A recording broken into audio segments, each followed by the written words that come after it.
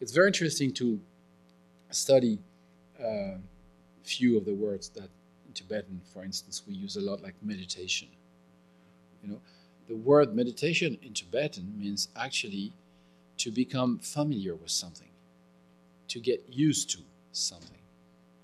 You know, so when a Tibetan says I meditate, actually what he or she thinks is I'm getting used to it. I'm becoming familiar with what? I'm becoming familiar with that. I'm getting used to see the lampshade. I'm getting used to get rid of the different layers of confusion and so on and so forth. I'm getting used to the idea that I have the Buddha nature. I'm getting used to the process of poking through the lampshade. That's meditation, you know, in Tibetan language. When we translate it, that's the word we have, meditation, suddenly it's very academic, you know. It's not flowing, it's not natural, it's not part of life almost. It's sort of a posture, you know. We have to do something. So then it becomes very heavy. And our life is already full. We have so many things we have to do, so many duties, that if we are told that you have to meditate, it's like you have to do one extra thing on top of all the other things you have to do, and already you don't have the time to do all the things you have to do. You know, so you have to squeeze time, but you can't squeeze it more. You have to get rid of something, you know, get rid of television to put meditation. You know, it's the end is the same word, shin. Television, meditation. So could be okay, you know. But comes a night, you know, where you want the first part, tele, and not meditation. So it's very difficult because this idea that the act of meditation or the function of meditation is pervading every aspect of your life. It's like a fragrance, like a perfume. It's with you all the time. And when it's with you, it's not an extra thing you have to do. It's part of your being. You're just getting used to it. You know, and then, oh yeah, there's a little, oh yeah, orange. And then, you know, you discover the different fragrances and the subtleties of the perfume because you get used to it. That's what meditation is all about.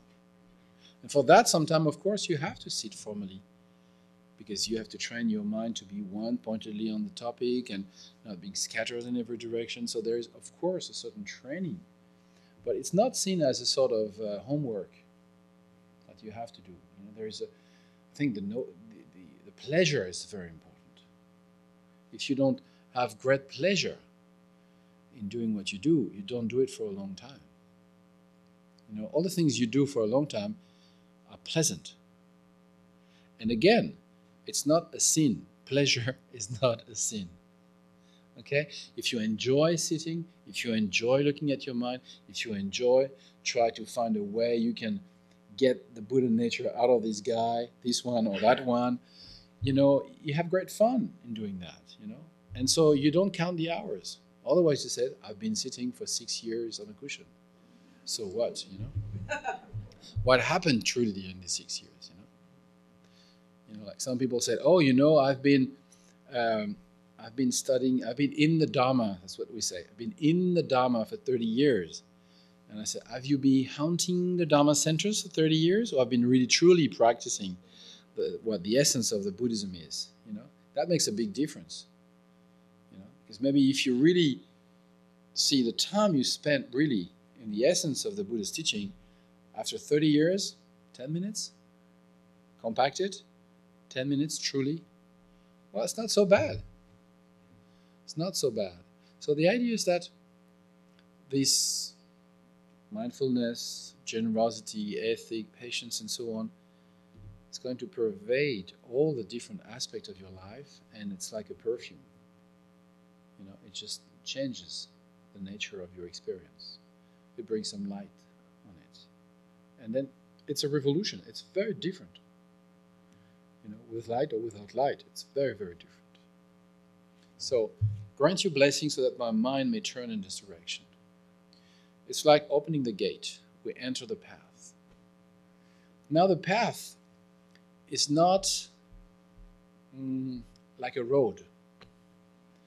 You know, a road, whether you're on it or not, It's always there. The path is not a road. The path is the steps. So if you make a step, you're on a road. There's a road. If you don't make a step, there's no road. There's not even a ditch. There's nothing. Okay? So you're not moving. So the second line will say, grant your blessing, Buddhas, everybody, so that I may progress along the path in my understanding of reality. Through the study, reflection, meditation on the teachings of the Buddha, but also through my observation of life, my life experiences, my reaction in conflictual situations, the way I work them out or not, the progress I can see in myself, being more generous, have more respect for oneself and others, and so on. You have milestones. You can see if you progress or not. One is you change, but you remain natural. Everybody can see, like, what happened to you? You change your hairdo? No, I'm just a bit more generous, just a bit more respectful, and so on. So people notice that there is something that has changed, and you notice that something in you have changed. But you're not suddenly another person. Altogether, you're the same old person. So your friends can still talk to you. So you develop a sort of, how would you say that? Even mind.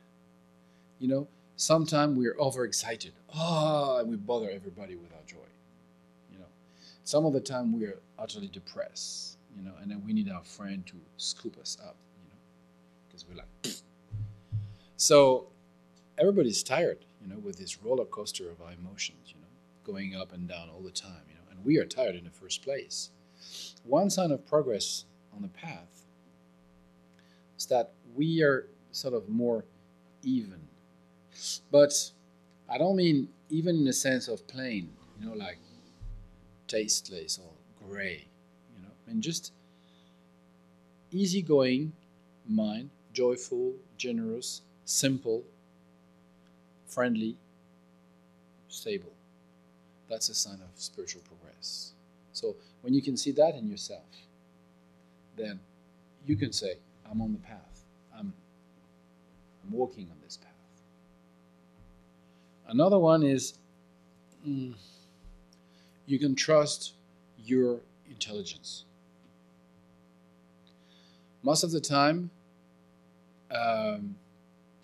we don't know whether we're right or wrong. And we sort of ask the world to tell us, am I good? Am I okay? We are sort of what I call emotional vampires. We just, please tell me I'm okay. Tell me I'm fine. Tell me I'm intelligent. Tell me this. Tell me that. Give me a feedback. We are like a bat. We need to send our sonar so that the world's telling back, okay, you're here. We need a GPS constantly, And so we need a nav. And the nav is the world, And once you know where you are, who you are, and where you are, not like I'm super cool or I'm bad. No, what I am truly, honestly, and this is a sign of progress.